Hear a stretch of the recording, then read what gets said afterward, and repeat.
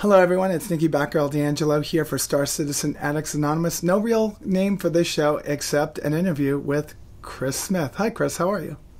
Hey, how's it going?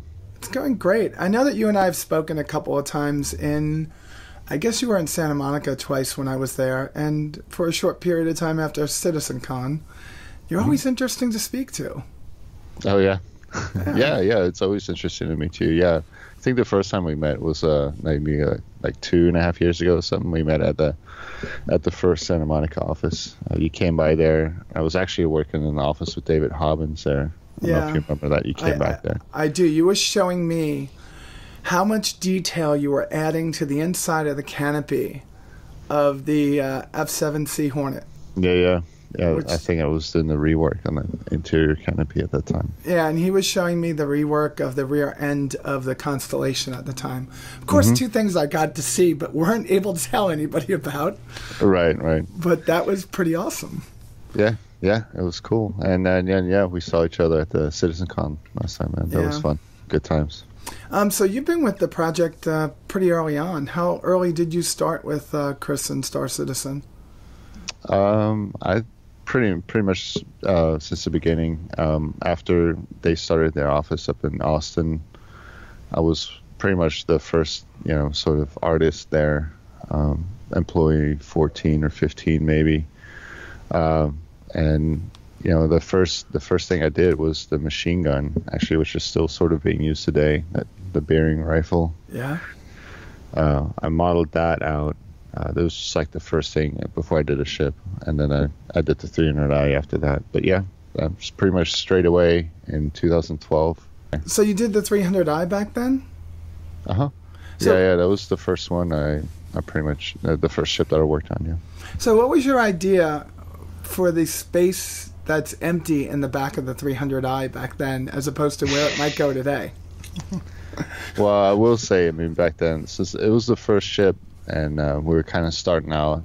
A lot of it was, a pre-production kind of stuff. We're just kind of feeling our way through and seeing how, what the requirements were. But we didn't have an extensive design list as we do now, where we have everything totally nailed down to the cargo and what we need, and the dimensions of stuff is all nailed down now. Now that design has caught up in a lot of ways.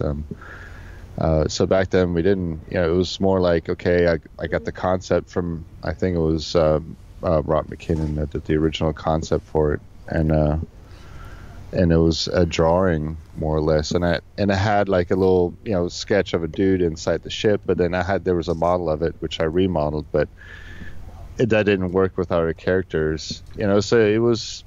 Some mistakes were made. That's not what I was trying to make you say. No, it's the nature of this kind of thing, when you start off, and I would call it pre-production because basically it's what we were doing, like all the very first stuff, was, like I said, we're working things out, as we're going, and you guys get to see it, as it's happening. Normally this stuff would be under wraps, and nobody would know about any of that stuff. In a regular game company, until it's out, Yeah, so it's people wouldn't get to see the different models of the Hornet, how it's changed. I love how they show the beginning and how it's come to where it is now that they did the rework of the Hornet and Super Hornet. So yeah, exactly. All that stuff you guys get to witness, and that stuff is normal for any kind of process, in a game company. You kind of you go through a couple of reworks on things, and then you see the final polished version, normally.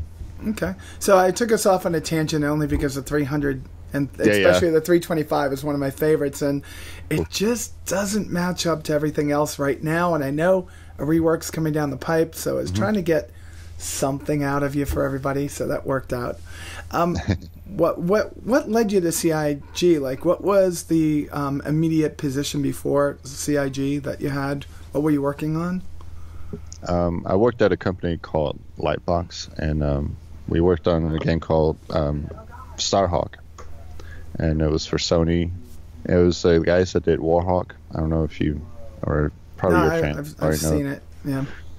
And that was a popular game, and so this was the creators of that game made Starhawk, and that's what we worked on. It was like a 2.5 year development cycle, and I did all the vehicles for that game. and it was like a mech, a transforming kind of flight vehicle, and mechs, lots of mechs and jeeps and stuff like that, and a jet bike. So yeah, that's what I did. And then, funny enough, I saw after that we were just about to start another project, which was like a space game, and you could shoot things, and it was like the Havoc engine where you could, like, stuff moves around and breaks when you shoot it.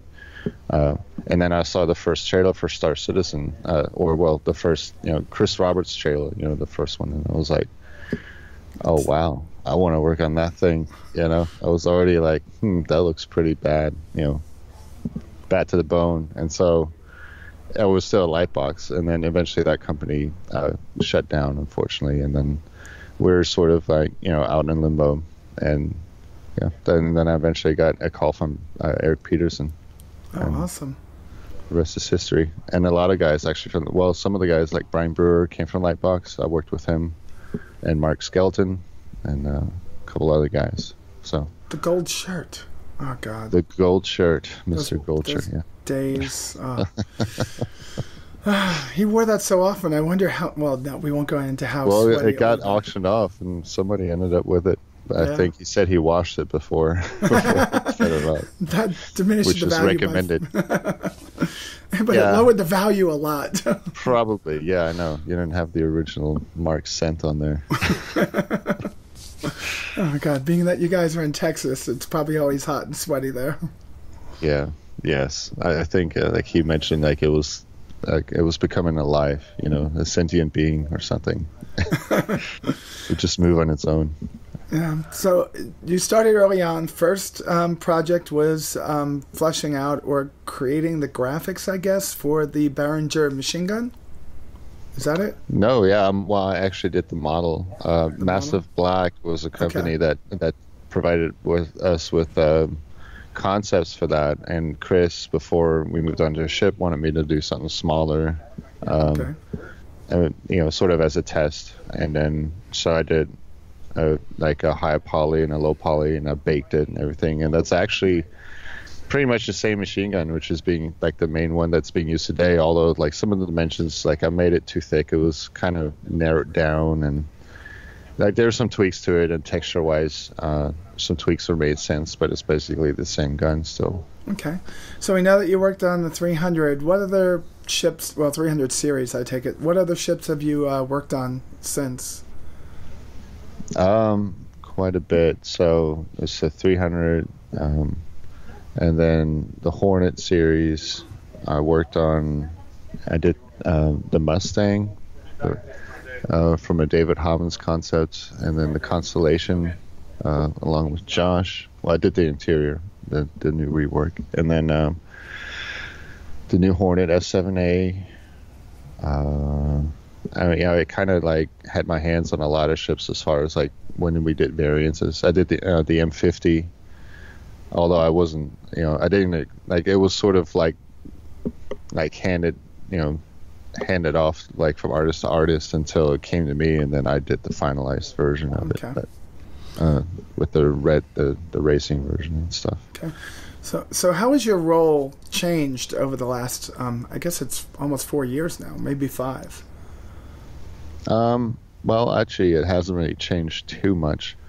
I've sort of, since I've been here, I was sort of like the only ship artist at first, and then we grew and grew, and then England, came on, and they got really big, and obviously, I can't, the capital ships are so huge, they're like levels, we couldn't do that here, so, and, but it's pretty much sort of stayed, the same where I'm, a lead artist, the lead ship artist, here for the U.S. now, in the ATX office, along, Elwin, he's the lead in L.A., but, yeah, it's sort of like lead principal artist, and I work off concept and sometimes make, my own changes to ships, and if Chris likes them, like Chris and I, we used to work pretty closely together. Now he's got more and more responsibilities. He doesn't look at it, as closely as he used to. He tries to when he can. Okay. But yeah, I've always fed off of him. I've always like made stuff and put my own little twist on things here and there. And when he liked it, then that's what we went with. Okay. I want to ask one question before I move on to the rest of what you do and how you do it. When I was in the Santa Monica office both times, I saw a high level of, I guess you could say, passion. Mostly because both times I was there, Chris was there. But I saw it not just there because Chris was there, but it seemed to be coming off of the individuals themselves. Being in an office where Chris isn't that often, do you find that same passion in that group, and how is that manifested and kept going? I think so, actually. The Austin office is pretty enthusiastic overall. The QA department, they're always very cheery and upbeat over there. Those are some good guys. And we have our own fun here in the art pit.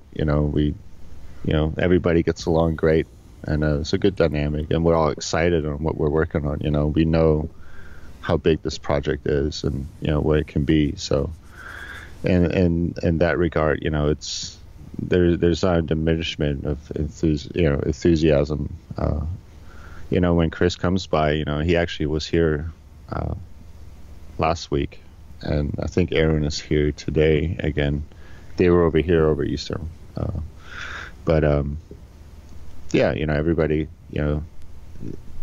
gets a little boost perhaps to some of them haven't met Chris directly, so some of the newer hirees and stuff that we have here, like, whoa, there's Chris, so they get a little excited maybe here and there. But overall, I think it's pretty consistent overall, because I've traveled to England, I go to LA frequently, and I think overall the office, everybody's pretty amped up and ready to get it done.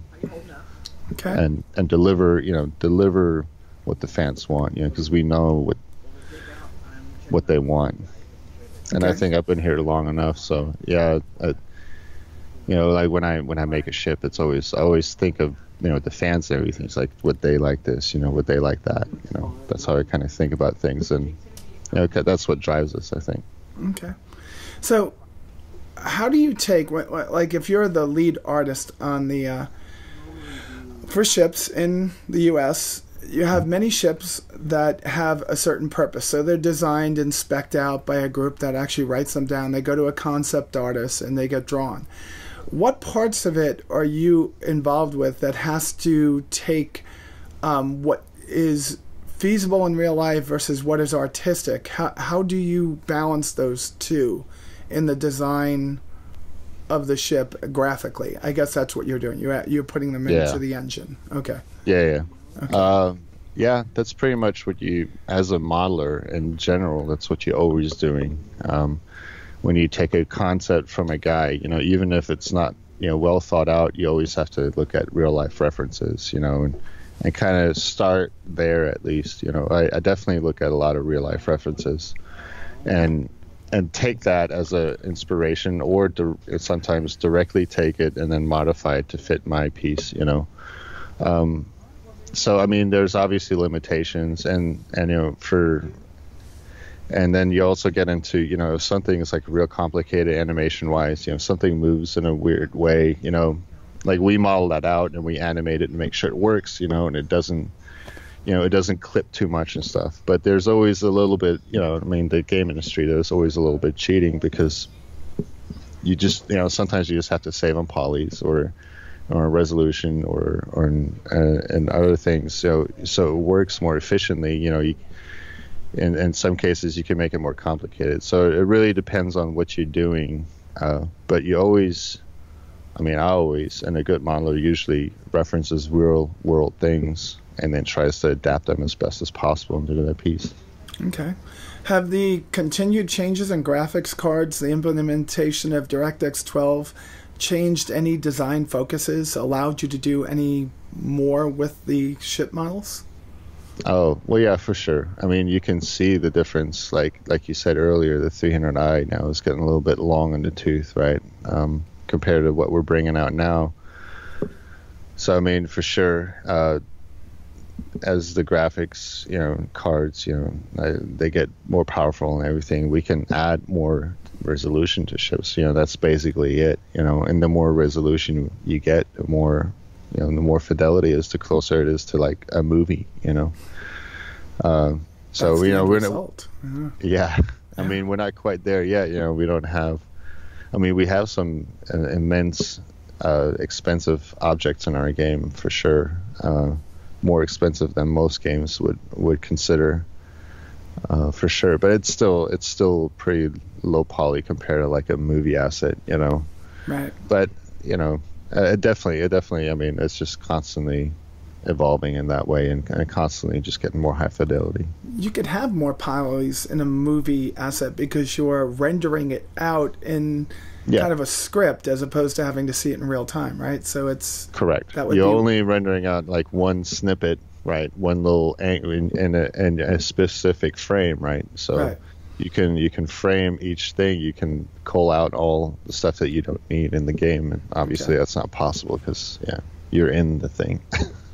So it must be different for you when you're doing cutscenes for the Squadron 42 than when you're actually making the product in game. Are there different models for something that would be used for a cutscene and something that would be used in game? Same high poly count? No, we use the same models for our stuff, and it's all in engine, and we use the engine itself for our cutscenes. So. I mean, they're staged, as far as like, hey, we put the ship there, we maybe add some lighting there to make it a little bit more pretty, but it's all in engine, it's all with the original assets. Okay. So like when you see a high detailed shot, it's real close. Yeah, that's, again, like the detail, like panel lines and bolts and stuff like that, it's all like faked basically, with normal maps and textures and stuff. So we use a lot of tricks of the industry to make it seem like it's more high poly than it actually is, of course. Okay. Can you think of one of the ships or other assets that you were working with that was giving a problem that required maybe a conference between many different places, and how that went? Because you're in LA, Texas, and Manchester, so I would. Well, that would be almost every ship. Okay, that was a bad question then. I mean, there's always, you definitely have to bring a large group of people together to make this thing work, right? It can't just be one person. It's not just the modeler that makes it, not just the artist. You got designer, you got tech artist, the effects guy, the sound. And this is everybody, for every ship, right? Whether it's an M50 or it's a Bengal carrier. Animation, huge. Right. I mean, so like all these, I mean, at least 5 or 6 different disciplines have to come together to make this happen, which, it doesn't always go perfectly smooth, especially since we're, in different offices. But I think we've got a pretty good handle on it. It was probably more bumpy a couple of years ago or a few years ago, and in some cases, but things have gotten a lot better, a lot smoother, and things are being fleshed out nicely, and our processes and everything. So it's never easy, and it's definitely a big collaboration effort. Okay, so the timeline for going from concept to ship has decreased greatly over the last 3 years. Mm-hmm. Can you give an idea? Well, we know what has transpired in that 3 years. So what's making it easier today for you to go from concept to an actual working model in the engine? Well, the process, again, like it's gotten better over the years. Our pipelines have smoothed out, and our communication between the disciplines have gotten better. So overall, like that has gotten better. And also, since now we've started building up a library of assets and textures and things for different manufacturers. So now we're able to reuse things and reuse textures, and then we can make a whole new ship, with maybe 50% existing parts, in some cases, and then but we can tint them differently, still make it look different, but reuse assets. So a lot of that kind of combination is what sped up things greatly, I think. Okay, so every time a ship is released, there's going to be both some adulation and some I guess a little bit of negative feedback coming from the backers. With the schedule that you have in doing ships, how often are you able to take into consideration some of the feedback you receive from the backers to incorporate it into a change in the ship itself? Well, I mean, it can take some time, but we definitely have done it many times already. With the Connie, it was like a huge one, I think, a big example. And there's a couple other ships that, again, I mean, I think mostly at this point it's like cockpit tweaks. A lot of times we're sort of, as we're, flying the ships around, as design is, as everything's becoming more familiar, more things are being picked out, and we kind of adjust as we go on some things, depending how time consuming it is to change it, obviously, right? So, and how important it is to either Chris or the fans ship wise. Like the Constellation was very important. It was a big, like sort of, standard piece in the game. So it was decided we do that. And obviously it took a long time. And so we had to schedule that in, and we just have to make sure we schedule it into our existing, what we have, and then prioritize against other things, right? Okay. I mean, we're here definitely. I mean, all of us are booked out until, for a long time, with ships. Now that we see the production schedule, we see that. Yeah. So we're gonna be busy for the foreseeable future. So it's a matter of prioritizing, right? And then seeing how, sometimes we're able to squeeze some stuff in here and there if it's possible, if it's small enough, and or England, I mean, they have a lot more resources there. Sometimes it can be handled over there if we have enough resources available. Okay. Do you have a favorite ship or asset that you've worked on? Something that you look forward to seeing live in the game? Yeah, I mean, I think that I always enjoy seeing the Constellation when it's being played and everything. I always kind of get a kick out of that ship because I think it came out pretty good. The F7A that I made recently, I'm pretty excited about that ship. I think it came out good. So yeah, I think F7A is probably one of. I mean, it used to be 300i, but that one needs a rework now. So. Oh, that one's desperate need. I can't wait to see what you guys do with the 325 because I will hit the unmelt button that immediately if you do something special. Yeah. I mean, I'll be doing those reworks, and it'll a lot of things will be fixed, with the cargo and the stuff, that kind of things. That kind of stuff excites me too, because it gives me a chance to, now that we have more, more parameters, it's good for an artist to have those kinds of things, so we can work off those and then, make the things correctly. So Item System 2.0 has made your job a little bit more easy, right? Because now you have actual dimensions of everything that you need to fit into the certain places, right? Yeah. Okay. Yeah, we've been working with that obviously already, and fitting out, and in some cases outfitting our ships to be able to handle that once it comes, completely. And it makes things a lot easier once we know exactly what we need to make, instead of like, oh, that's too small, now we have to go back and redo it, Okay. So are you going to be shooting off to, I guess it's going to be Frankfurt for CitizenCon this year? I don't know. I would like to. I grew up in Germany, and Frankfurt was like Air Force brat? Sort of, yeah. No, not Air Force, but Army. Army, okay. My dad. Every time someone says around Frankfurt, I think Ramstein. Yeah. Well, definitely. Yeah, my dad was in the Army. So. Okay. Yeah, I used to live close to there, so it will be fun. Are you going? No, this is a self-serving question because there's a group of us that are going to set up a Austin CitizenCon. Oh, and we're looking for people that will come and hang with us and possibly talk with us. That's all. I know that Ben said he was going to go to ours. I think it was Ben. Yeah, I think Ben's going to go to ours. Leslie? He's going to Austin? Yeah, I think that's what he said. Okay. It's in the last Ben's Day I did with him, so we'll see. I'm trying to collect as many people as I can, so if you know anybody there that would want to take part, if you see Tyler, give him a kick from me so he can do the same thing we're doing. He send right out now. an email. Yeah, he can send out a company email, let him know. Yeah, that would be great. But so you're in Austin. I didn't know. I thought you were in LA. No, I'm in Atlanta. But we have people that are in Austin. I'm part of, as soon as this semester is over, I'm part of the group that's trying to arrange that. Gotcha. Yeah, school's killing me, but I love it. Yeah. Hard to go back at 50. Very hard. You got work to do, you got your channel to grow, and you got family and so much to do. But, in the end... But you're focused, awesome. So, yeah. Oh, yeah, right. We'll say that twice. Not. I attempt to be. Right. Everything, just like it takes work to do everything you do, it takes work to do everything I do in my life. So, focused. Oh, absolutely. Yeah, I would say that I'm dedicated, not focused. Yeah. Well, almost. Yeah. Well, I really appreciate you coming on fun. today. Say hello to your wife. I got to meet her once. She was pretty awesome. Yeah.